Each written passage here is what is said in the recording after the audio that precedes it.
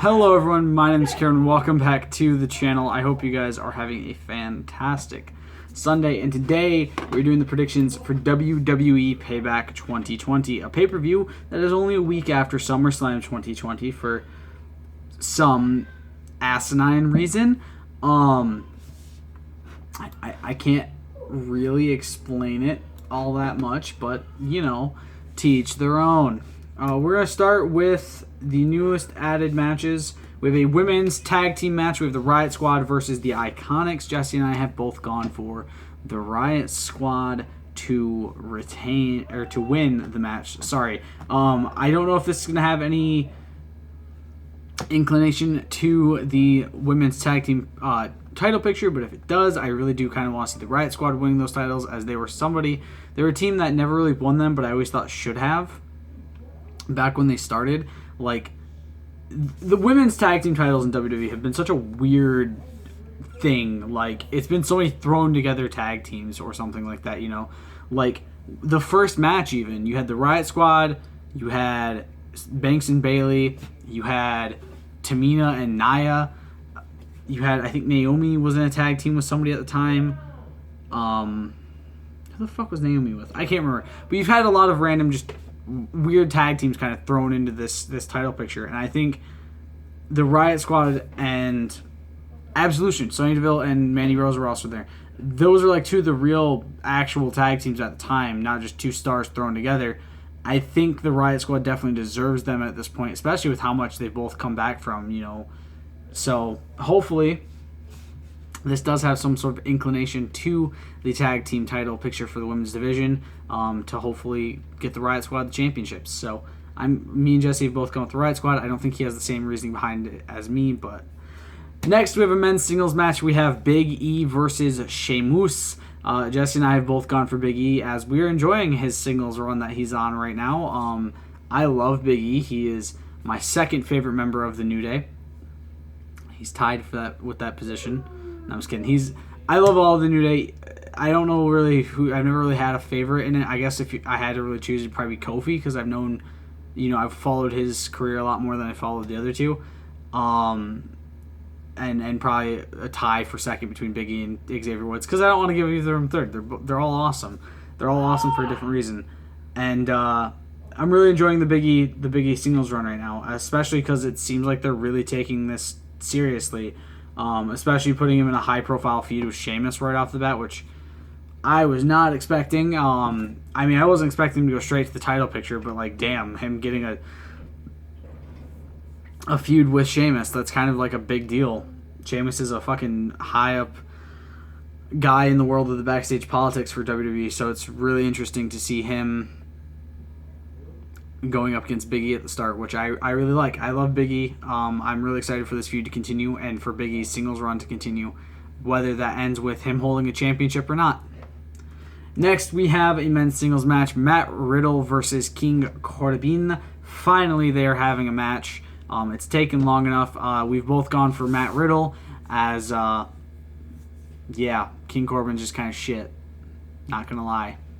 I like Baron Corbin. I don't like King Corbin. I think it's dragging on too much. So, yeah. Next, we have a men's tag team match. We have Dominic and Rey Mysterio versus Seth Rollins and the Disciple Murphy. Jesse and I have both gone for Dominic and Rey to win this match. Now, it's been a weird situation, because I definitely thought Dominic was going to win it at SummerSlam, kind of have the big thing. And then they had the tag match on Raw this last week, which got interrupted by Retribution, so they could set up for the Payback rematch. So it's really confusing as to where they're going with this.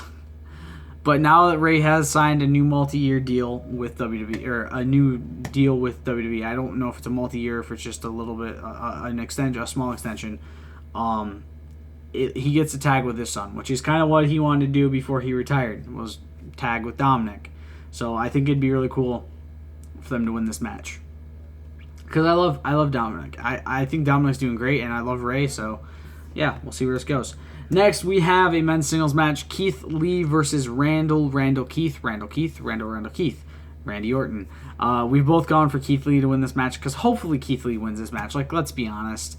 Randy doesn't need this match, and Keith Lee being shot straight in the WWE title scene is kind of a big deal. Like, a lot of NXT call-ups don't get that, especially because his first feud is against Randy fucking 13-time world champ or 14-time world champion, 13-time, whatever he is, Randy Orton, one of the greatest wrestlers of all time, one of the best in the business. Randy Orton is Keith Lee's first feud. He surpassed the Dolph Ziggler first feud bullshit for every other fucking NXT call-up that's basically happened in the last 3 years. So it's really cool to see Keith Lee go into such a high prominent feud right off the bat. And especially the fact that Keith Lee's one of those guys that could definitely do great work in a main title picture. Because he's Keith fucking Lee. He's limitless. He's amazing. So I'm very excited to see this match. This is probably one of the ones I'm looking forward to the most at Payback. And I hope it leads to a huge thing with Keith Lee and Drew McIntyre. Next, we have a men's no-hold-barred triple threat match for the Universal Championship. We have The Fiend Bray Wyatt versus Braun Strowman versus Roman Reigns. A newly turned heel Roman Reigns aligned with Paul fucking Heyman. Heel Roman Reigns. I have chosen The Fiend, and Jesse has chosen Roman Reigns. I've gone very much with my heart on this one. Jesse's gone very much with his head. We know how WWE is. They like to just put titles on Reigns for no real reason. But personally, I would rather see The Fiend retain. Now, it's not because I don't like Roman Reigns. It's not because I'm not excited to see his heel run with Paul Heyman in his corner. I'm very excited for that. It's the fact that The Fiend's been champion for a week. And I really don't want to see his second title run end after a week. It does not deserve that. It was a big shock to see Roman pop up at the end of SummerSlam, and it's an even bigger shock that he aligned with Paul Heyman. Like, I very much like that fact. But yeah, I don't want to see the Fiend's title run end, and I know I'm very much going with my heart on this one rather than trying to think things through and go with my head and say, okay, they're probably going to put the title on Reigns. But I feel like they're not going to force it to Reigns so soon. The big problem they had with Reigns back in the day is they shoved titles on him for no reason. They shoved him down fans' throats when fans didn't like him.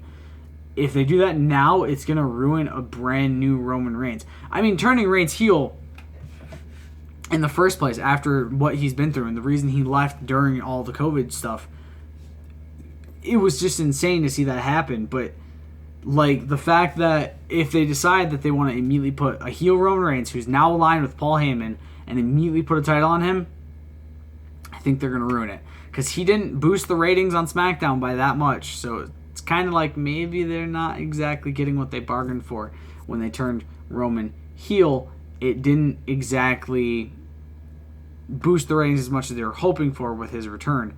Now, that could be because he's heel. It could be because of any other reason. But, yeah, I definitely think putting the title on him too soon is a bad idea. Again, not that I don't like Reigns, not that I'm not excited to see him as a heel. I just don't want to see him as champion just yet. Next, we have the United States Championship match. We have Apollo Crews versus Bobby Lashley. Both Jesse and I have gone for Lashley. There's not really much I can say about this one. It's just kind of there to be there. I feel like they're really just kind of trying to hammer home this feud between the Hurt Business and Apollo Crews and Cedric and Mustafa and Ricochet, just kind of for no real reason. It's just kind of there. I don't know how to feel about this one, to be honest. I'm very much hoping that Lashley does win this match, just because I like where Lashley's been going with the Hurt Business rather than being by himself and rather than being with Lana, because Jesus, that was a fucking horror show. So yeah, hopefully Lashley can win this and get some title run-ish, a small title run-ish in for now, just to kind of do something, I guess. I don't really know where to go with this one. It's just Lashley winning, so. And finally, we have the Women's Tag Team Championship match. We have Sasha and Bayley versus Nia Jax and Shayna Baszler. Jesse and I have both gone for Nia and Shayna. up until I saw the segment with Bayley and Sasha Friday night, I had Sasha and Bayley retaining. I was like, okay, I think they're going to retain just because they're being thrown against a random team that doesn't like each other.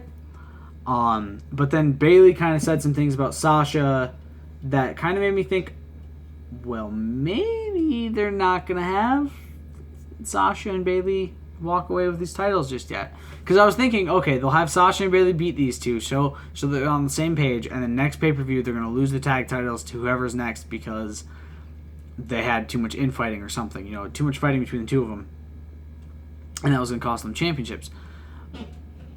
But then Bayley made points about Sasha having difficulty with defending singles titles, I should say, and I was like, oh shit, she's making it bad again, so maybe Sasha's going to turn on her during the match and cost them the championships against Nia and Shayna, which then would lead to Nia and Shayna eventually turning on each other and most likely losing the championships to whoever the next challenger is, hopefully being the Riott Squad, which is kind of where I'm going with this. Is I think they're going to set up that the Riott Squad versus the Iconics ends up being a number one contendership match to the Women's Tag Team Championships. Nia and Shayna somehow squeak out a victory after Sasha and Bayley turn on each other. Nia and Shayna then turn on each other, and that leads an open door for the Riott Squad to basically win as soon as they face them. It's kind of like basically a 2-on-1 situation, as either Nia or Shayna has walked out on the other, leaving them high and dry. Now, we've seen Nia dominate multiple people in a single match. We've seen Shayna dominate multiple people in a single match. However, I think having the Riott Squad win in a basically 2-on-1 situation, I don't think that's really that bad of an idea. Just saying. If that's the way they decide to go. Now, they could be going completely opposite, where the Riott Squad and Iconics basically serves as number one contendership again, but Sasha and Bayley win, and then one of them turns on the other, leaving them high and dry in a tag team match against the Riott Squad. Who knows? I'm excited to see where the women's tag team title picture goes, if Nia and Shayna do win, or even if they don't win. Just because then it means we're getting closer to Sasha versus Bayley for the SmackDown Women's Championship. So I hope you guys enjoyed this prediction video. Let me know what your predictions are down in the comments below. I will try to remember to put the predictions on my Twitter, which is at SOGamingYT. If you guys don't follow it already, I highly suggest you do, because if there's any if there's any updates to anything about videos, about predictions, or anything along those lines, it happens first on my Twitter. Stay golden. Peace.